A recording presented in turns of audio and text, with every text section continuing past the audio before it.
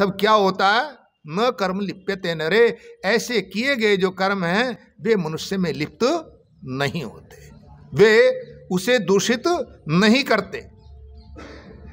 ये कर्म की व्यवस्था बड़ी विचित्र है, बड़ी विचित्र व्यवस्था है। इसे हम थोड़ा सा समझने का प्रयास करेंगे। व्यक्ति जीवन में जो भी कमा रहा होता है उसके बहुत सारे अंश होते हैं। कौन कौन से अंश होते हैं?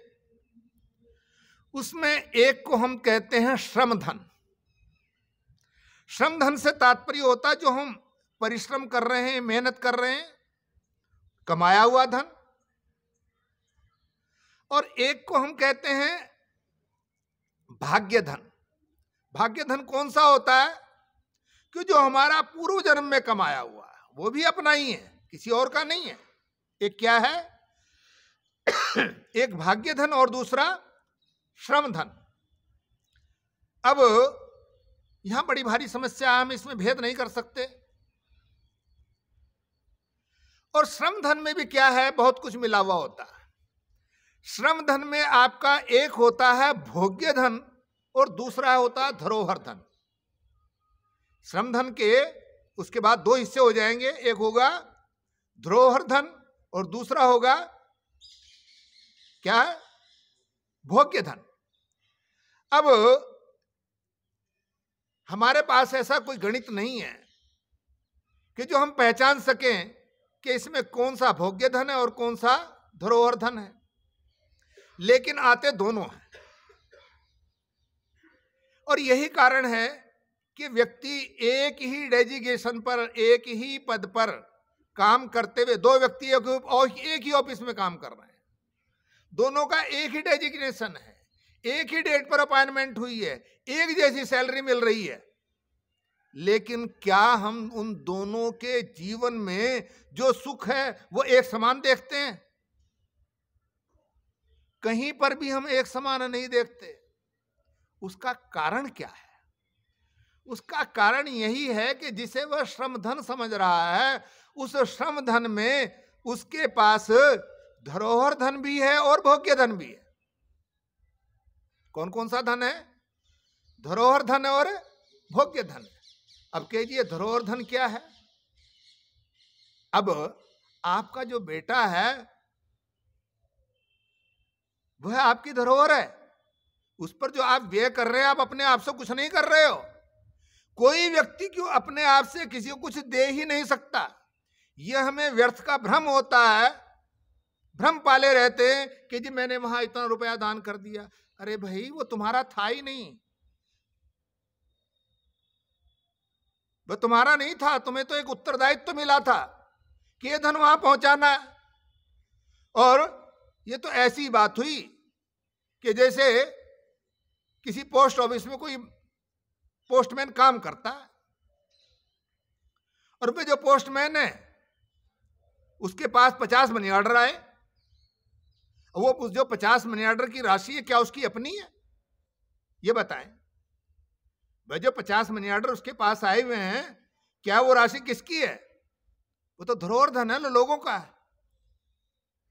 अब सबके ऊपर एड्रेस लिखा हुआ है, लेकिन हमारी दिक्कत यह है कि हम जो ले रहे हैं उस पर किसी का एड्रेस नहीं लिखा हुआ, हम केवल अनुमान लगाते हैं। अब यदि वह जाकर के और जिसका मनी ऑर्डर उसको दे दे और उसको कहे जी लो जी मैंने आपको 500 रुपए दिए हैं, तो इससे बड़ा मूर्ख कोई हो सकता है? सिवाय अहंकार के कुछ नहीं है। इसलिए हम जहां भी जो भी जिसके लिए जो भी दे रहे हैं, ये मान करके चलिए कि वह निश्चित रूप से वह धरोहर धन है। प्रभु अपने आप तो आएगा नहीं, उसने आपके रूप में वह राशि पहुंचाने का उत्तरदायित्व दिया, उसे पहुंचा दो और खुशी से पहुंचाओ, प्रसन्नता से पहुंचाओ और उसके अच्छे परिणाम होते हैं। यदि वो पोस्टमैन अपनी ड्यूटी को, अपने कर्तव्य को अच्छी तरह उसका निर्वाह करता है, तो उसका परिणाम क्या होगा? जहां तक वो धरोहर दे करके आया है वहां से भी उसको शुभकामनाएं मिलेंगी।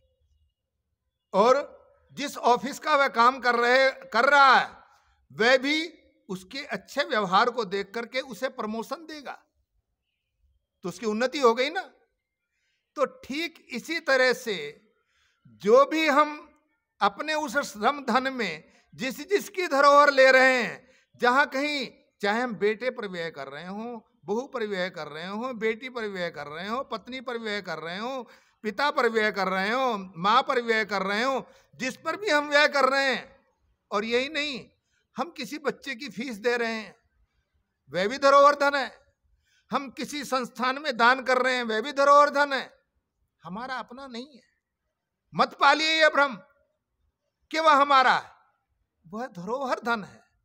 और आपको उत्तरदायित्व मिला है, परमात्मा की ओर से उत्तरदायित्व मिला है कि आप उस धरोहर धन को वहां तक पहुंचाएं। एक वाक्य आपने सुना होगा कि दान देने से धन घटता नहीं है बल्कि बढ़ता है। वास्तव में इसका यह अर्थ है कि यदि आप प्रभु की धरोहर को उपयुक्त स्थान पर जिसका वह है उस तक पहुंचाते रहेंगे, तो वो कहते हैं ना कि जिसने पाठ याद किया उसे छुट्टी नहीं मिली। कक्षा में सबसे ज्यादा काम किसको मिलता है? जो विद्यार्थी काम करके लाता है उसी को सबसे ज्यादा काम मिलता है। और यदि हम प्रभु की आज्ञा का पालन करते रहे, धरोहर धन को बार बार उन तक पहुंचा रहे हैं, तो ये ड्यूटी किसको मिलेगी? ये उसी को तो मिलेगी ना जो ठीक ठीक उस धरोहर को वहां तक पहुंचा रहा है। और होता क्या है कि पहले वह 5,000 दान कर रहा था, अब वो 50,000 दान करने लग गया। अरे वो नहीं, ये प्रभु ने भेजे हैं कि धरोहर को पहुंचाओ वहां तक। तो पहले उसको 5,000 की धरोहर देने के लिए भेजा था, अब उसको 50,000 की धरोहर देने के लिए भेज दिया है। तो वहां से आ रहे हैं, उसी प्रसन्नता से उस धरोहर को देने का काम करें। तो मैं बात कर रहा था कि एक ही ऑफिस में एक ही डेट की अपॉइंटमेंट लेकर के जब दो व्यक्तियों का वहां पर अपॉइंटमेंट हुआ, समान वेतन ले रहे हैं, लेकिन दोनों के जीवन में समान सुख नहीं है, उसका कारण यही है कि वह जो उनको सैलरी मिल रही है उसमें जहां श्रम धन है उसी के साथ में उनका धरोहर धन भी है। और मनुष्य के जीवन में जो सुख दुख आते हैं उनमें श्रम धन का भी, धरोहर धन का भी, भोग्य धन का भी और उसके भाग्य धन का भी पूरा पूरा प्रभाव होता है। अब भोग्य धन क्या है? भोग्य धन वह है जो उसमें से वह भोग सकता है, जो उसमें से वह भोग सकता है। आपने बड़े सारे व्यक्तियों को देखा होगा अपने आसपास, अपने जीवन में, कि व्यक्ति करोड़ों रुपया कमाता है, लेकिन जब उसका अपना भोगने का नंबर आता है तो उसको डॉक्टर ने बताया कि दाल का दाना नहीं खाना, केवल दाल के पानी का सेवन करना है।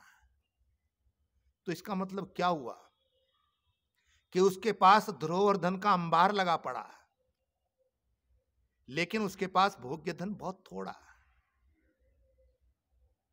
और कई व्यक्ति दे ही नहीं पाते हैं, उनके पास धरोहर धन आना नहीं है, वो केवल भोग्य धन है और वो भोगी होकर के भोगे रोग भयम, भोगे रोग भयम, और वे भोग करते रहते हैं, रोगी बने रहते हैं। तो क्या बताया कि जो श्रम धन है उसके दो भाग हैं, एक को हम कहते हैं भोग्य धन और दूसरा होता है धरोहर धन। तो हमारा कर्तव्य है कि जो धरोहर धन है हम बड़ी प्रसन्नता से उस धरोहर धन को वहां तक हम पहुंचाएं। जो हम ये मान करके चलते हैं कि सब कुछ इस संसार में छोड़ जाएंगे, हम कुछ भी लेकर के नहीं जाएंगे, खाली हाथ आए थे खाली हाथ चले जाएंगे, मुझे नहीं पता कि किसने ये कहावत बना दी है। सच्चाई ये है कि इस संसार में आज तक न कोई खाली हाथ आया है, और जो उसने कमाया है वो छोड़कर नहीं गया है। क्या बता रहा हूं? कोई इस दुनिया में खाली हाथ नहीं आया है, और जो कमाया है वह कभी छोड़ करके, कुछ भी छोड़ करके जा ही नहीं सकता। कैसे जाएगा? आपने ये बड़े यहां शायद व्यापारी लोग भी बैठे हुए होंगे, आप कैश बुक, अपनी लेजर बुक कैश बुक लिखते होंगे, और जब शाम को उसमें लिखते हैं तो इसमें एक सेंटेंस लिखा जाता है। क्या लिखा जाता है? Closing balance. क्यों नवाल साहब? लिखते हैं ना उसमें क्लोजिंग बैलेंस। और सवेरा होता है और अमाउंट कौन सी होती है? वही कल शाम वाली होती है। और सवेरे आकर के उसका नाम बदल देते हैं और क्या लिख दिया जाता है? Opening balance. मुझे बताओ क्या बैलेंस बदला है? कोई बैलेंस नहीं बदला। तो जब आप जाते हैं, दूसरा जन्म लेते हैं, तो आपका बैलेंस वही रहता, केवल नाम बदलता है। पहले क्लोजिंग बैलेंस था, अब ओपनिंग बैलेंस हो गया, अमाउंट वही रहेगी। आप यहां से दिल्ली जा रहे हैं, शिफ्ट हो रहे हैं, किसने कहा कि आप अपनी कोठी को उठा करके ले जा गए? इसको बेच करके वहां दूसरी ले लोगे। करोड़ रुपया कौन लेकर के जाता है? यहां से डीडी कराया, पहुंच गया दिल्ली। तो परमेश्वर की भी ऐसी व्यवस्था है, वह संस्कारों के माध्यम से आगे से आगे, आगे से आगे चलता रहता है। अब क्या कारण है कि एक बच्चा जो है ऐसे परिवार में जन्म ले लेता है कि जहां धन के अंबार लगे पड़े हैं, एक ऐसे परिवार में जन्म लेता है कि जन्म लेते ही मां के स्तनों में दूध तक नहीं है। अरे वो लेकर के नहीं आया तो उसे मिलेगा कैसे? और वो जो जिसके पास इतनी कारें खड़ी है, वहां जो आया वो उसकी थी तो वो लेने आ गया ना, वो अपने आप नहीं आ गया। तो ये कर्म की बड़ी विचित्र व्यवस्था है।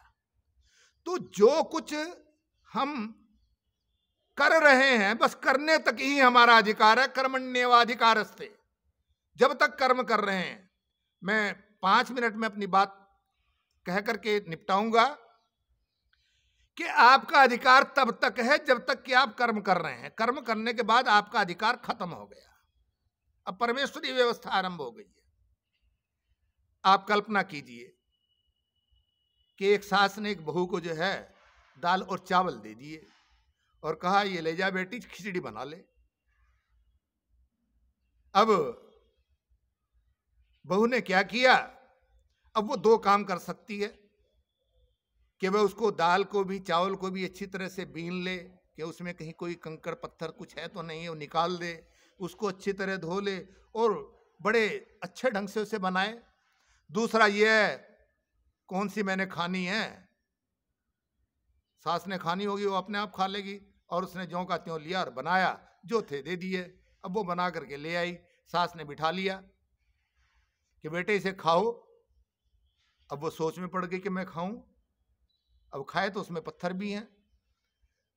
तो परमेश्वर की यही व्यवस्था, परमेश्वर ने केवल आपको कर्म करने तक का, खिचड़ी बनाने तक का अधिकार दिया, लेकिन जैसे ही बन गई, अब खाना आपकी व्यवस्था है, आप खाने से नहीं बच सकते। खाने या खाने का मतलब है उसको भोगना, कि जब तक हम कर्म कर रहे हैं, हमें गलत करना है, ठीक करना है, अच्छा करना है, बुरा करना है, तब तक हमारे हाथ में है। और वह जैसा हो गया, अब उसको भोगना हमारी व्यवस्था है, हमारी मजबूरी है। परमेश्वर हमें बाय फोर्स जो उसका भोग करवाएगा, यही तो उसकी व्यवस्था है। इसीलिए शास्त्र क्या कहते हैं? शास्त्र कहते हैं कि सदैव अच्छे कर्म करो, क्योंकि जो हम कर्म करेंगे, कोई भी कर्म बिना भोगे हुए रह ही नहीं सकता है। वह अच्छा हो तो भी भोगना पड़ेगा और बुरा हो तो भी भोगना पड़ेगा। और एक साथ बात और ध्यान में रख लीजिए कि परमेश्वर की व्यवस्था में पाप और पुण्य का कोई प्लस माइनस नहीं चलता है।